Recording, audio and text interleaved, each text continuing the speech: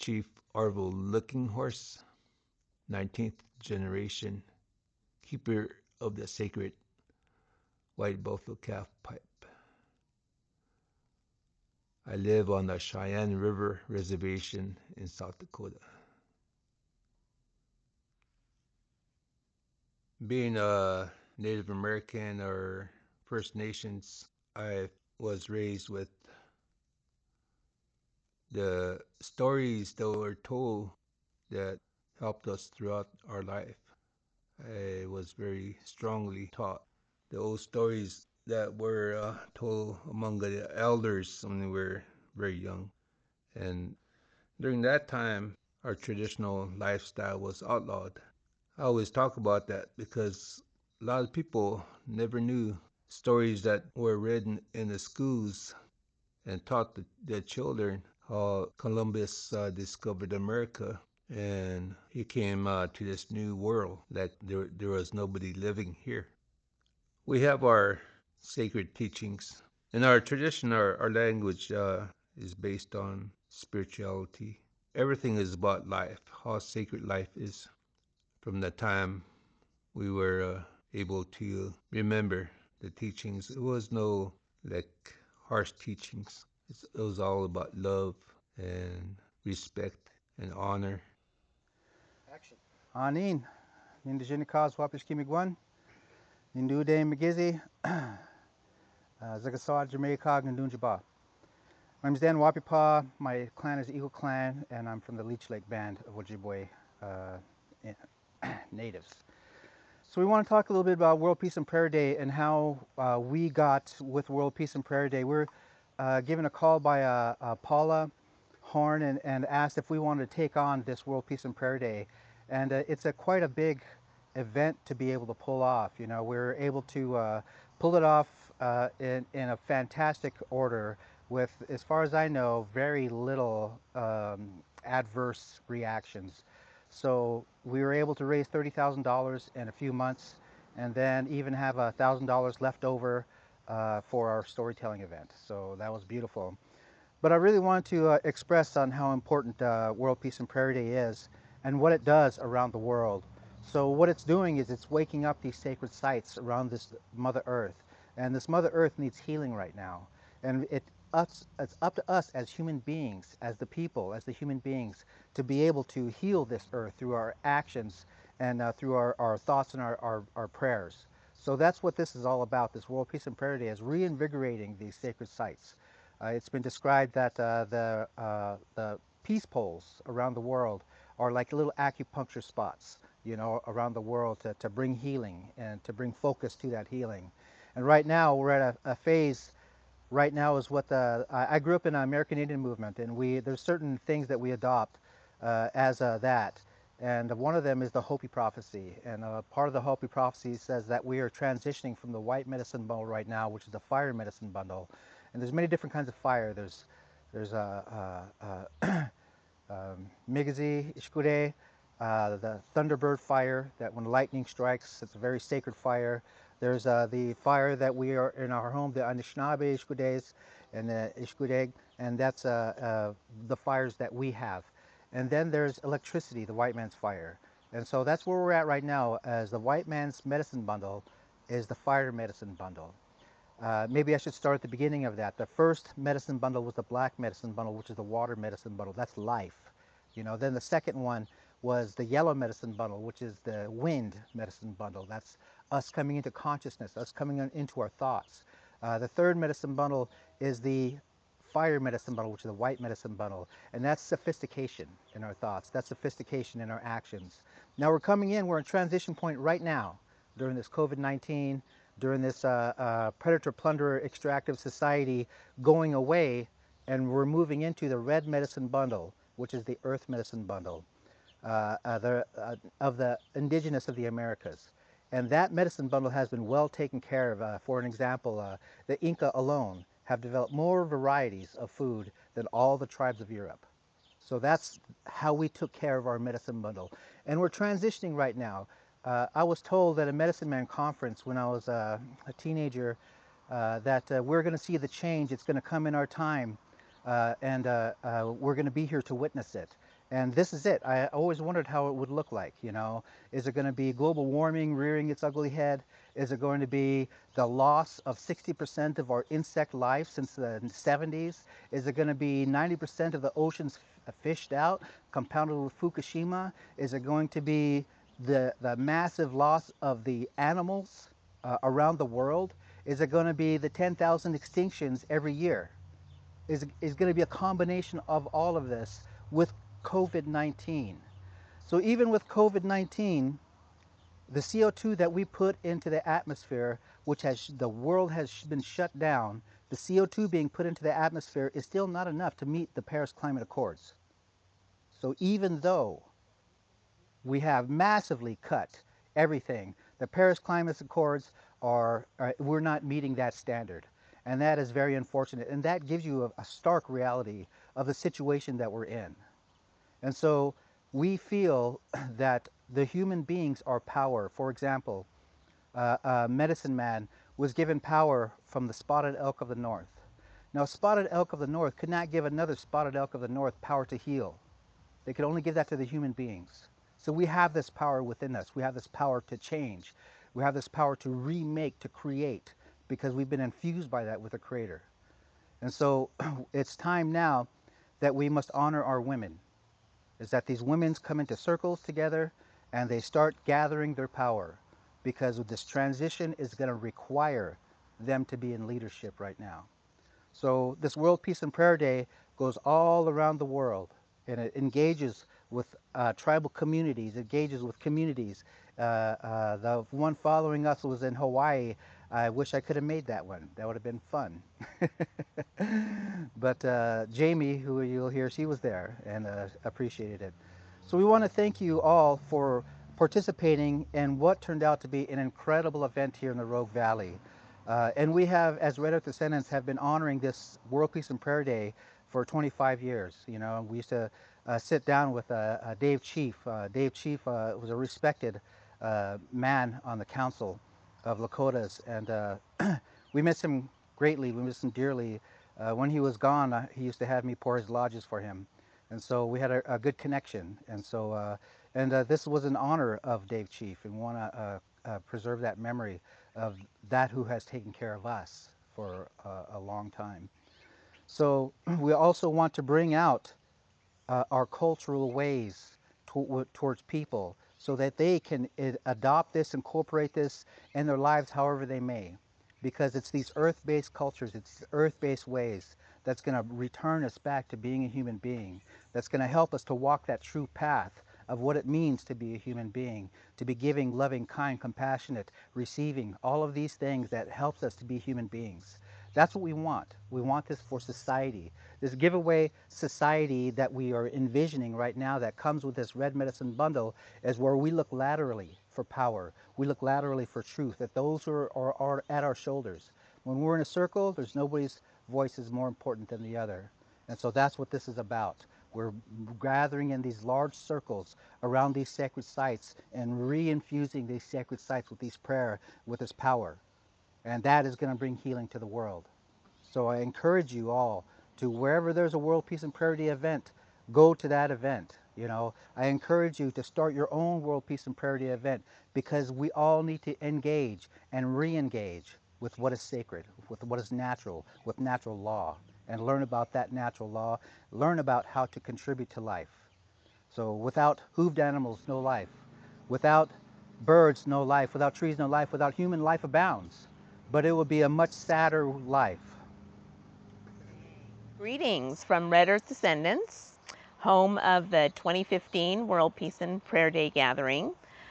We're the folks who hosted Orville and Paula and the World Peace and Prayer Day family for the 20-year celebration gathering of World Peace and Prayer Day.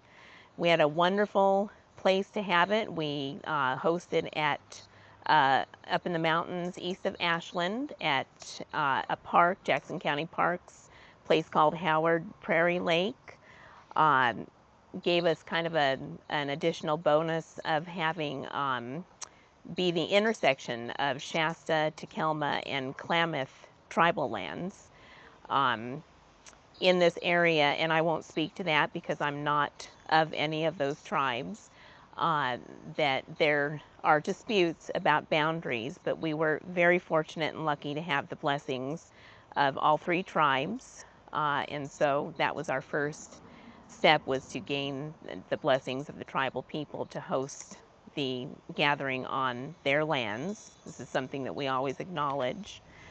Um, it was quite an undertaking for us when Paula originally called me and asked if our organization might be willing to host that year for the big gathering.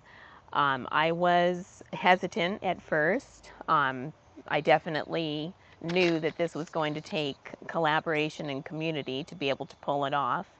And I told her, I was very honest with her, we were down to kind of a handful of volunteers at that time for our organization, which is a community service organization. We happened to be changing gears a little bit at that time in 2015. We were downsizing from some of the big projects that we were doing and moving in a different direction. So we were really down to just kind of a handful of active volunteers. And so I did tell her we would take it to our community and see if people were willing to step up and help. And wow, were they ever. I think I sent an email out to our Red Earth Descendants listserv, asking, can we do this and who would be interested? And I think within 12 or 13 minutes, I had the commitment of three really powerful, hard-hitting elders in our community that they'd be willing to help. And so it was a go pretty much from the first moments. And I went into it thinking this is really going to be a special thing, and it certainly was. But to say that, to have our entire community involved in it, we literally had probably 200 people that were on organizing committees and active helping us raise funds and doing all that. It took an enormous effort, but we are so grateful that we had the opportunity to do this. Um, we, I just want to pause for a moment and reflect on the vision of World Peace and Prayer Day. I was fortunate to catch part of Dan Wapipaw's radio show yesterday on KSKQ Community Radio, 89.5 FM. I'm going to give him a plug for the show. It's First Nations Radio. It's every Friday from 2 to 3 p.m. Uh, and it live streams, so you can catch this on their website. So KSKQ Community Radio. Anyway, he interviewed Orville and Paula yesterday, and it was such a perfect kind of cornerstone for me to listen to this, because after all these years of our organization helping to host these prayers and these circles, following Orville's instructions, and also following the instructions of our elder in our community, Dave Chief, for so many years, we it isn't something that we often, well, I should say this for myself, it isn't something that I often think about, the original vision, the original prayer. And it was a super good reminder for me yesterday to see this and to hear this and to hear that story, which I've heard many times before in Orville's words. But it was especially poignant yesterday during this extreme unrest that we're going through right now as a country, as a nation. So as a nation of Americans, and then being part of the indigenous communities, it is just incredible to see how the country is responding to change right now. And as I was thinking about this, it came to me that Orville's vision has always been the same. He has said in so many eloquent and different ways and has shared this vision. And it's so important for us to remember how simple it is and how beautiful it is. And it's about uniting people to have a conscious shift in what we prioritize in the world. It's so simple, and that's really the beauty of it, is the simplicity. And so as we engage in these shifts in consciousness, we also know that they have to be followed up with action. We can't just offer our prayers to this sacred fire and then walk away with it without taking action. And so our message to people as a grassroots organization and as helpers to this endeavor is to encourage you to take action on every front that you can. It's making a difference right now. People are waking up, and this is, as Orville has been saying for over 25 years, this is a crossroads time, and we're really starting down another road. And this is just a phenomenal time to be able to start making those changes and to stay in that prayer. So this is just a plug for, let's do this together. We've been talking about it for years. Now it's going forward. So many changes happening. Very happy to be part of this. Um, but back to our, Paula wanted a little bit of a history of our, what we did during our 4 days for World Peace and Prayer Day. And so I have that. We had actually 5 days in our case, because our first day started the day before the 4-day ceremony, which was an opening ceremony to remove the sheath of the peace pole that sits in Medford at the U.S. Cellular Park and to transport it up to Howard Prairie and put it in front of the stage where we had the peace pole there for 4 days. That was a real blessing. We also had community officials present at this peace pole ceremony. Orville came and spoke as we removed the sheath, and we even had the mayor of Medford read or not there, but we had a proclamation from him proclaiming World Peace and Prayer Day to be forever part of the culture of the Rogue Valley. These little things that can make a difference in how people view our culture, whether it's our culture, the culture of other people of color, those are steps in the right direction. And they may seem small at the time, but those are such victories for us. And so we got to start, even before our 4-day ceremony, we got to start with the blessings of, some mainstream dominant culture people, which was a real bonus for us. It was a good way to start.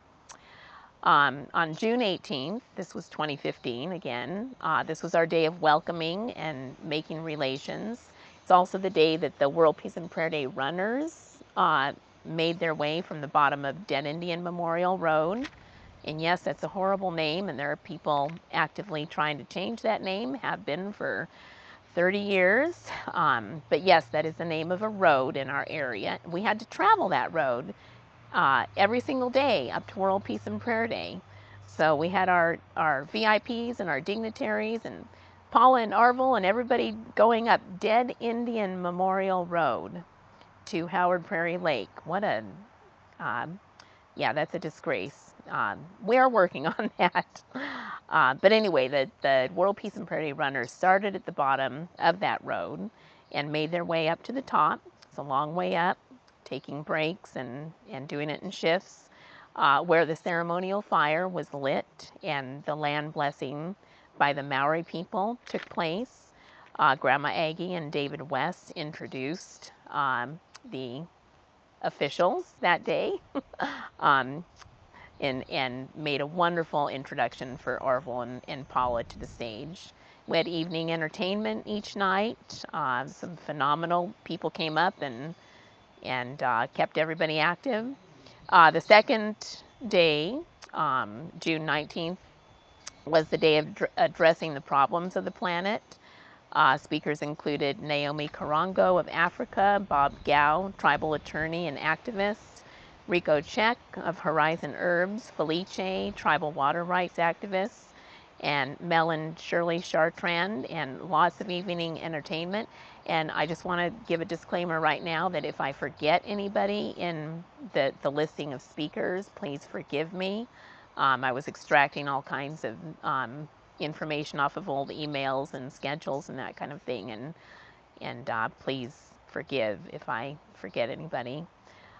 June 20th, the third day, was the day of healing the people and the planet, commemorated by a horse ride from Lily Glen, which is part of the Parks Department up in the mountains there, into Howard Prairie. The focus on the medicine of the horse and what it represents for the people. Orville led the ride on horseback, and his riders reached the stage about noon. Um, Lots of speakers about the sacredness of the horse to indigenous peoples of North America. Other speakers that day included Paula, Grandma Aggie, Sandy Whitehog, Mata J, David Zaslow, Eddie Benton Benet, Marilyn Black Elk, the Daneys, Pam Moshermer, and of course our wonderful Maori contingency, which was happy to jump up on the stage at any time that we requested and provide entertainment. Lots of good humor too. um, that night we also opened up the stage to the community voice for local community leaders to speak. And we hosted a multicultural evening of entertainment with Jackie Bird, traditional singer, Miss the Chief, reggae band, and Daffy Puyak, exceptional storyteller. Daffy also told stories on another day as well, and just absolutely captivating. June 21st, World Peace and Prayer Day, the day of ceremony. In the morning, we hosted Sandy Whitehawk's adoptee ceremony. And of course, the afternoon was a complete focus on the World Peace and Prayer Day prayer at the fire circle, with a traditional salmon bake hosted by Grandma Aggie and her family. I'm going to sing a song, and in this song, this is speaks of our mother, Ina. Ina, Ina, wa'uelo, Ina, Ina, wa'uelo, wa'uelo,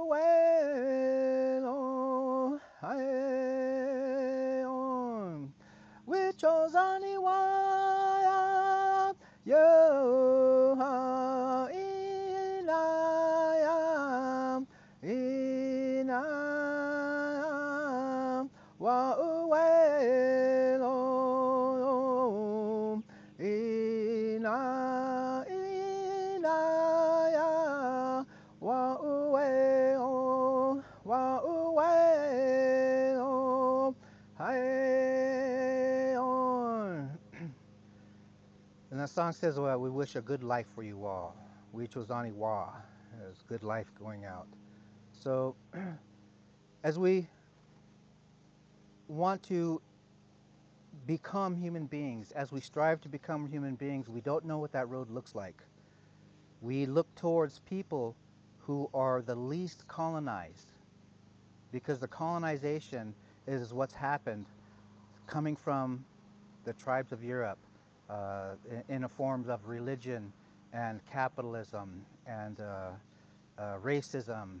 We live in a systemically racist country here in the United States, written in the papers of the government.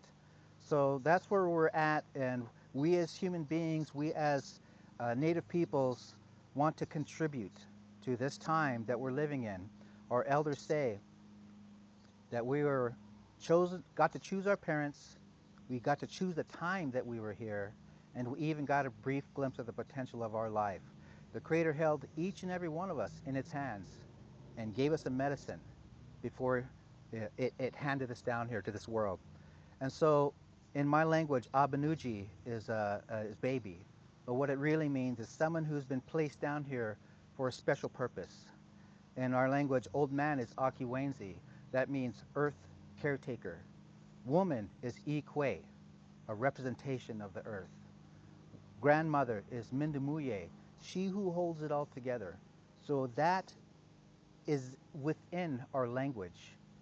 This culture is within our language, and we need to develop a new culture because the culture that exists right now is not working for everyone. We need an equity-based culture. So I want to thank you all for listening to this and listening to the words of the Native people and attending World Peace and Prayer Days all around the world, wherever you have attended or wherever you will attend. And we want to keep these going. We want to give support to those who have started this World Peace and Prayer Day as well. So go up to the website, worldpeaceandprayerday.org, sign up, hit the link, pay some money because our, our organizers, they can't eat blankets, they can't eat tobacco, so they need help. So thank you all. Miigwech. How.